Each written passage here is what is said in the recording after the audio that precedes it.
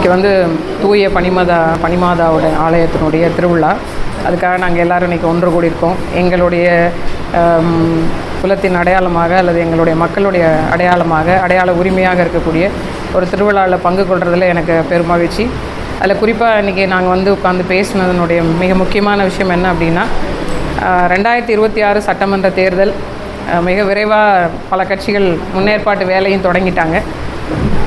இங்கே சட்டமன்ற தேர்தலில் எந்தெந்த கட்சிகள் போட்டியிடுதோ அந்த எல்லா கட்சிகளுக்கும் ஒட்டுமொத்தமாக பாண்டியாபதி தேர்மாறன் அமைப்பினுடைய பொறுப்பாளர் சார்பாகவும், மீனவ அமைப்புகள் சார்பாகவும், மீனவ மக்கள் சார்பாகவும், கடலோர யாரெல்லாம் பரத குலத்தினுடைய மக்களாக இருக்கிறாங்களோ அந்த நெய்தல் நில மக்களின் சார்பாகவும் இந்த அரசியல் கட்சிகளுக்கும் அரசாங்கத்துக்கும் வைக்கக்கூடிய கோரிக்கை என்னென்னா, வரக்கூடிய 2026 சட்டமன்ற தேர்தலில் கடலோர மக்களுடைய வாக்குகள் எந்தெந்த சட்டமன்ற தொகுதியில் அதிகமாக இருக்கோ, குறிப்பாக வெற்றி தோல்வியை தீர்மானிக்கக்கூடிய இடத்துல இருக்கோ அந்த தொகுதிகளையாவது குறைஞ்சபட்சம் கடலோர மக்களுக்கான வாய்ப்பை வேட்பாளர்களாக நிறுத்தணும் அப்படின்னு சொல்லிட்டு கேட்டுக்கிறோம். அப்படி நிறுத்தும் பட்சத்தில் ஒட்டுமொத்தமாக கடலோர மக்கள் ஒன்றிணைந்து அவங்களுக்கான வேலையை செய்து வெற்றி பெற செய்வதற்கான ஆயத்தங்களும் நாங்கள் செய்யலாம் அப்படின்னு எல்லாரும் சேர்ந்து முடிவு பண்ணியிருக்கிறோம். எதற்காக இந்த வேலை அப்படின்னு கேட்டிங்க அப்படின்னா, இதுவரைக்கும் நடந்த எல்லா தேர்தல்கள்லையுமே ஒரு சில இடங்களில் ஒரு தொகுதிகளில் வாய்ப்பு கொடுப்பாங்க. அதுவும் வெற்றி பெற்றால் அவங்க மீன்வளத்துறை அமைச்சர்னு ஒரு பொறுப்பு கொடுக்கணும் என்பதற்காக ஒரு சில வாய்ப்புகள் கொடுக்குறாங்க. அதிகமாக 1-2 பேருக்கு கொடுத்துருக்குறாங்க. இதுவரைக்கும் மிகப்பெரிய அளவில் வாக்கு வங்கி இருக்கக்கூடிய ஒரு மக்களாக இருந்த போதிலும் சரி, இதுவரைக்கும் ஒரு அதிகார பகிர்வற்ற அல்லது அதிகார பரவலற்ற ஒரு மக்களாகத்தான் கடலோர மக்கள் இருக்கிறாங்க. இன்னும் சொல்லப்போனால் இத்தனை ஆண்டு கால சுதந்திரத்திற்கு பிறகும் அதுக்கு முந்தைய காலகட்டத்துக்கு பிறகும் ஒரு பாண்டிய மக்களுடைய ஒரு பெரும் வாரிசுகளாக இருக்கக்கூடிய கூட்டம் இன்று வரைக்கும் ஒரு சாதாரண ஒரு விஷயத்திற்காக, அடிப்படை உரிமைக்காக, குறிப்பாக நில உரிமை தொடங்கி கடலோர நிலங்கள், கடலோர வளங்கள் சார்ந்த உரிமைகள் வரைக்கும் இதுவரைக்கும் ஒவ்வொரு இடத்துலையும் போராடி கொண்டே தான் இருக்கிறோம்.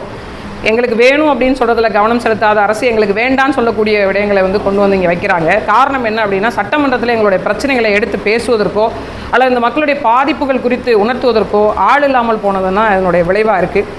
அப்படியே 1-2 பேர் வெற்றி பெற்று வந்தாலும் அவர்களுடைய கட்சிகளுக்கு அவங்க உண்மையாக இருக்கிறாங்களே தவிர, எந்த நிலத்து மக்களுக்காக வந்தோமோ, எந்த மக்களுடைய உரிமைக்காக வந்தோமோ அந்த காரணத்தை மறந்துவிட்டு முற்றுமுழுவதுமான தற்போதைக்கு இருக்கக்கூடிய அரசியல் சூழலில் இருக்கக்கூடிய சில சுயநலவாதிகள் கூட்டங்கள் போல மாறி போயிடுறது மிகப்பெரிய ஒரு வருத்தத்தை அளிக்குது. இன்னும் குறிப்பாக இங்கே இருக்கக்கூடிய மக்களுடைய ஒற்றுமையை தேர்தல் நேரங்களில் மட்டும் பயன்படுத்தி கொள்கிறாங்க. மற்ற நேரங்களில் ஒரு பெரிய பிரிவினைவாதத்தை தூண்டி அதற்கான ஒரு வேலையை செய்து இங்கே இருக்கக்கூடிய மக்கள் ஒன்று சேராமல் பார்த்துக்கிறதுலேயும் ரொம்ப கவனமாக இருக்காங்க. இதெல்லாம் உடைக்கின்ற விதமாக தான், எங்களுக்கான உரிமையை சட்டமன்றத்தில் பேசுகின்ற விதமாக, எங்களுக்கான வளங்களை பாதுகாக்கின்ற விதமாக வரக்கூடிய தேர்தலில் போட்டியிடக்கூடிய அனைத்து கட்சிகளுக்குமான வேண்டுகோளாக, எந்த கட்சி கடலோர மக்களுக்கான வாக்கை உறுதி செய்கிறதோ, அதிலும் குறிப்பாக இப்போ தூத்துக்குடி, திருச்செந்தூர் போன்ற சட்டமன்ற தொகுதிகளில் கடலோர மக்களுடைய வாக்கு மிகப்பெரிய அளவில் இருக்குது. தூத்துக்குடியிலலாம் 1 லட்சத்துக்கு மேற்பட்ட கடலோர மக்களுடைய வாக்குகள் இருக்குது. அப்படி இருந்த போதிலும் கூட இங்கு கடலோர மக்களுக்கான வாய்ப்புகள் மறுக்கப்படுது. அதனால தான் இந்த மாதிரி குறிப்பிட்ட தொகுதிகளிலாவது குறைந்தபட்சம் அதிகமாக இருக்கக்கூடிய வாக்காளர்களை மையப்படுத்தியாவது எங்களுக்கான ஒதுக்கீடாக கடலோர மக்களுக்கான வாய்ப்பை எந்த கட்சி உறுதி செய்கிறதோ அந்த கட்சிக்கான அந்த வேட்பாளருக்கான வேலையை இங்கே இருக்கக்கூடிய அனைத்து கடலோர மக்கள் சார்பான சங்கங்கள், அமைப்புகள், பாண்டியாபதி தேர்மாறனுடைய அமைப்பு எல்லோரும் இணைந்து வெற்றி பெற செய்கின்ற வேலையை செய்வோம். அதே போன்ற அந்த அரசியல் கட்சிகளுக்குமான வேட்பாளர் தேர்வுலையும் ஒரு வேண்டுகோள். வெறுமனே ஒரு ஆளை கேட்டிங்க அதனால் உங்கள்லேருந்து ஒருத்தரை எடுத்து கொடுத்தோம் அப்படின்னு இல்லாமல், இந்த நிலம் சார்ந்து, வளம் சார்ந்து, இந்த மக்களுடைய பிரச்சனைகள் சார்ந்து போராட்ட தளத்தில் நின்ற, பங்கு பெற்ற, உண்மையிலேயே இந்த மக்கள் மீதான அக்கறை கொண்டவர்களை தேடி நீங்கள் வேட்பாளர்களாக நிறுத்தணும் அப்படின்னு இந்த நேரத்தில் நாங்கள் கேட்டுக்கிறோம். ஒரு சில கட்சிகள் ஒரு சில சூழல்களில் சில சட்டமன்ற தொகுதிகளில் நிறுத்தவும் செஞ்சாங்க. நாங்கள் அதையும் மறுக்கலை, அதை வரவேற்கவும் செய்கிறோம். அதே நேரத்தில் எங்களுக்கான உரிமை ஒதுக்கீடு செய்து தரும்படியும் அந்த நேரத்தில் கேட்டுக்கிறோம். பாராபட்சமின்றி எங்களுக்கான உரிமையை பேசுகின்ற விதமான ஒரு வாய்ப்பை உருவாக்கி கொடுங்க அப்படின்னு கேட்குறோம். இது எல்லா கட்சிகளும் சில சூழலில் மறுக்கப்பட்டுருச்சு அப்படின்னா 2 விதமான முடிவுகள் எடுத்திருக்கோம். ஒன்று, வேட்பாளர்களை நாங்களே நிறுத்துவோம். அப்படி இல்லை அப்படின்னா நம்ம இங்கே போய் பேசலாம். ஒவ்வொரு முறையும் உங்களுக்கு நாங்கள் வாக்கு செலுத்தியிருக்கோம், மற்ற மக்கள்கிட்டையும் பேசி எங்களுக்கான ஒரு வாய்ப்பாக, எல்லோருக்குமான ஒரு வாய்ப்பாக நம்ம இணைந்து செயல்படுவோம் அப்படிங்கிற ஒற்றுமையை பேணி அவங்கள்ட்ட பேசி வேட்பாளர்களை நிறுத்தலாம். அல்லது எங்களுடைய வாக்கள் முற்று முழுவதுமாக செலுத்த மாட்டோம் என்ற ஒற்றை முடிவுக்கு வரலாம். அதை நாங்கள் கலந்து தேர்தல் நேரத்தில் முடிவெடுத்து சொல்லுவோம். இல்லைங்க, இன்றைக்கி இருக்கக்கூடிய அரசியல் களத்தில் தனி கட்சி தொடங்குறதோ அல்லது அந்த கட்சியை நிலைநிறுத்துகிறதோ ஒரு அறிவார்ந்த ஒரு அரசியல் அமைப்பாக மாற்றுவதோ அப்படிங்கிறதுக்கான ஒரு பெரிய பொருளாதார பின்னணிவோ ஒரு பெரும் கூட்டமோ தேவை. ஆனால் இங்கே மக்களுடைய செல்வாக்கு, மக்களுடைய அரவணைப்பு, ஆதரவு, அவங்க உரிமைக்காக நிற்கின்றா அப்படிங்கிற காரணத்திற்காக என் மீது அன்பு செலுத்தக்கூடியவர்கள் நிறைய பேர் இருக்காங்க. ஆனாலும் ஒரு கட்சியாக நடத்தணும் அப்படின்னா மிகப்பெரிய ஒரு கட்டமைப்பை உருவாக்கணும்.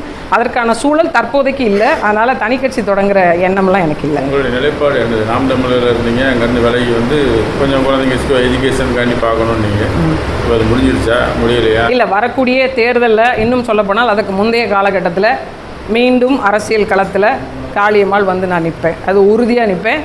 நான் இந்த அரசியலுக்கு வந்ததுக்கான மிக முக்கிய நோக்கமே என்ன அப்படின்னா, எனக்கான அரசியல், நான் ஒரு சட்டமன்ற உறுப்பினர் ஆகணும், நான் ஒரு நாடாளுமன்ற உறுப்பினர் ஆகணும் அப்படின்ற எந்த எண்ணமும் கிடையாது. நான் ஒரு சராசரி குடும்ப தலைவியாக தான் அதுக்கு முன்னாடி இந்த மக்கள் களத்தில் வேலை செஞ்சுட்டு இருந்திருக்கேன். நான் நிறைய பேர் நினைக்கிறாங்க வந்து காளியம்மாளுக்கு வந்து ஒரு புகழ் வெளிச்சம் திடீர்னு வந்துருச்சு அப்படின்னு. இந்த புகழ் வெளிச்சம் திடீர்னு வந்ததுக்கு நான் கிட்டத்தட்ட 10லேருந்து 13 ஆண்டு கால உழைப்பை வந்து மக்கள் மத்தியில் கொடுத்துருக்கேன். அது வேணால் ஊடகங்களுக்கோ அல்லது வெளி உலகத்துக்கு தெரியாமல் இருக்கலாம். நான் எந்தெந்த இடத்துல வேலை செஞ்சனோ அந்த மக்கள்கிட்ட போய் இன்னை வரைக்கும் கிட்டத்தட்ட 15 ஆண்டுகளுக்கு மேலே ஆயிடுச்சு. அந்த இடத்துல போய் காளியம்மாள்னு கேட்டிங்கன்னா யாருன்னு சொல்லுவாங்க. நான் பார்த்த வேலை என்னை வந்து உங்களுக்கு அடையாளப்படுத்தும். கடினமான தருணங்களில், மிக மோசமான நிலைகளில், இன்னும் சொல்லப்போனால் ஒரு கர்ப்பிணி பெண்ணாக இருந்தும் கூட நான் என்னுடைய பிரசவத்துக்கு 3 நாளைக்கு முந்தைய காலம் கட்டம் வரைக்கும் அந்த நிலத்தில் நின்று வேலை செஞ்சுருக்கேன், பணி செஞ்சுருக்கிறேன். அதே போன்று என் குழந்தை பிறந்த 30வது நாள்லேருந்து திரும்ப நான் களத்துக்கு வந்து வேலை செஞ்சேன். 30 நாள் குழந்தைய கையில் தூக்கிட்டு போய் தான் கடலூரில் ரணவ் புயல் அடித்ததுக்கான 45 நாள் தொடர் நிவாரணங்களை கடலோர பகுதியிலேருந்து அந்த உப்பு காற்றுலேருந்து பச்சை பிள்ளையை வச்சுட்டு கொடுத்தேன்.